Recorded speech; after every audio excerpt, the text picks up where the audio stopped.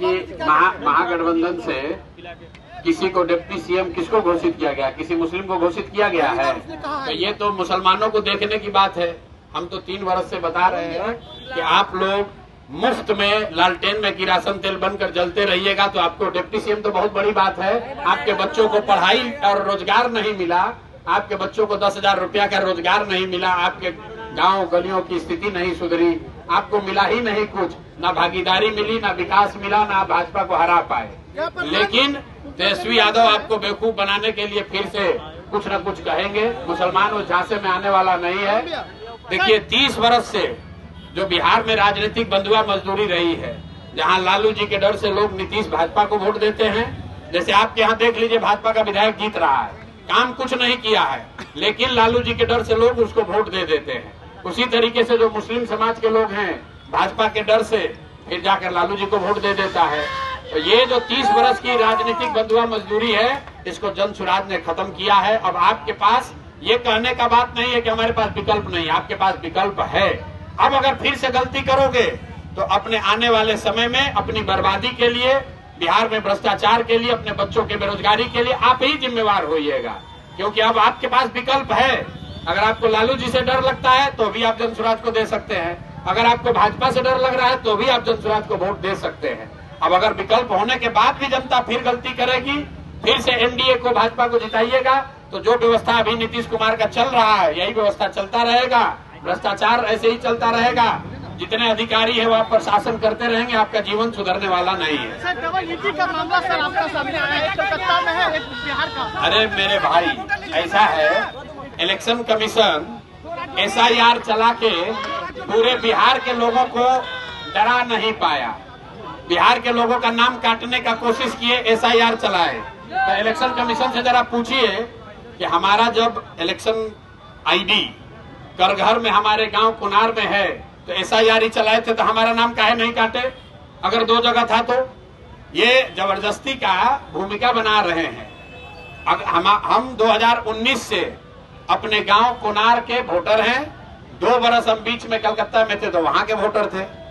अब election commission कह रहा है कि हम SIR चलाए हैं, पूरा वोटर लिस्ट जो है वो एकदम शुद्धिकरण कर दिया गया है उसका।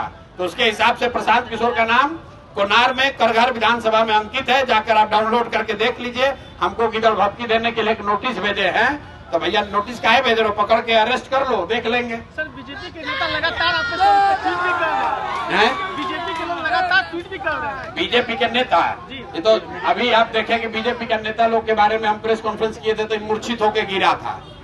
दिलीप जायसवाल को बोले कि कॉलेज कब्जा किया है सिखों का, तो उसके बाद से हाथ जोड़कर भागे हैं, डर के मारे बोल नहीं रहे हैं। वही हाल सम्राट चौधरी का है, ये लोग, मंगल पांडे का वही हाल है। पेट्रोल चोर दिलीप जायसवाल के जो जायसवाल जी है, संजय जायसवाल, उनका आप हाल देखे ही हैं। जिस नेता का जन्म कुंडली हमने खोल दिया वो डर के मारे आदमी भाग गए। प्रशांत किशोर यहीं खड़े हैं, इनके गिदड़ भपकी से डरने वाले नहीं है। इनका सरकार है बिहार में भी और देश में, जो बनता हो कर लें। हम कोई डरने वाले आदमी नहीं है, हम कुछ गलत काम करते नहीं है और इनसे डरते नहीं है। सम्राट चौधरी, आप बताइए, यहाँ पर जितने लोग खड़े हैं, 7 लोगों की हत्या का अभियुक्त जेल में होना चाहिए कि उप मुख्यमंत्री होना चाहिए? ये आदमी आरोपी नहीं है।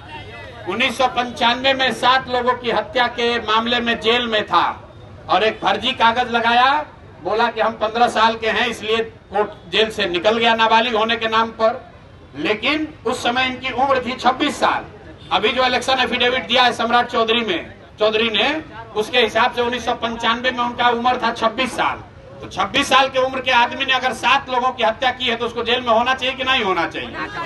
और अगर नहीं है, हम गलत बोल रहे हैं, तो उप मुख्यमंत्री हो, हमको पकड़ के दिखा दो, जाके मानहानि केस कर दो, थाना पुलिस कर दो, कोई डरते थोड़ी ना है। ये आदमी पकड़ा क्यों नहीं गया, क्या वजह? अरे कैसे पकड़ा जाएगा? सरकार उनकी है, अब पकड़ने का काम जनता का है। अब जनता भी बताएगी, तारापुर में उतरे हैं ना मैदान में, तारापुर में उनको जनता सबक सिखाएगी।